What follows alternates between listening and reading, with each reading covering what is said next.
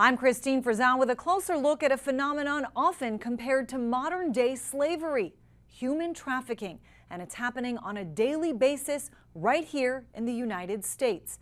A vicious cycle of victimization that often carries on undetected and undeterred.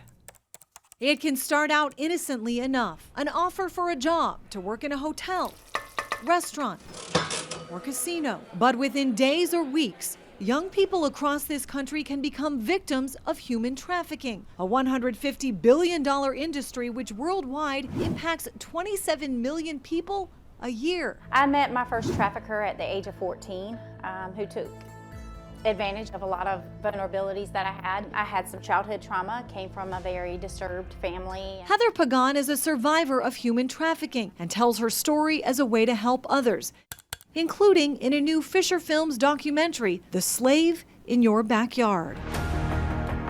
If they want to ship you in a container, they can and they will. It focuses on the subtle reality of human trafficking. Predators hide in plain sight. Experts say one of the biggest myths is that it only happens in other countries, when in fact, it's alive and well here in the United States. Most people think about human trafficking, they think about sex trafficking. So when somebody is exploiting somebody for commercial sex. But human trafficking also involves forced labor. And so that's when someone is being forced to work for little or no pay. Brandy Bynum with the Center for Countering Human Trafficking at the Department of Homeland Security says the pay they do earn is often handed over to their trafficker, who has threatened or exploited them. In other cases, the vulnerable fall victim to domestic servitude. We have survivors in our network who were promised a job where they would come in, maybe babysit, go home. Now they're babysitting, they're working 19 hours a day, they're living in the house, they're cooking and cleaning. Some of our survivors were 12 and 13.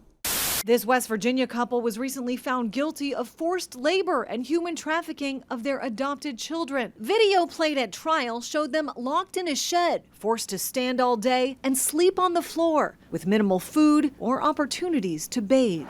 In its most recent Trafficking in Persons report, the State Department highlighted a disturbing trend by traffickers known as forced criminality, coercing their victims to engage in or support criminal activities ranging from working as part of online scan operations to commercial sex, later threatening that if they seek help, they will be prosecuted for the unlawful acts, contributing to a vicious and often undetected cycle of trafficking in American cities and towns. A few signs to look for: a child or teen that stopped attending school, a person showing signs of being denied food, water, or medical care, those showing dramatic changes in behavior or who appear to be coached or conditioned on what to say or do could also be in danger.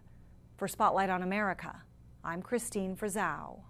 We have more great Eyewitness News investigates right here. Subscribe and hit the bell notification to have the latest uploads delivered straight to you.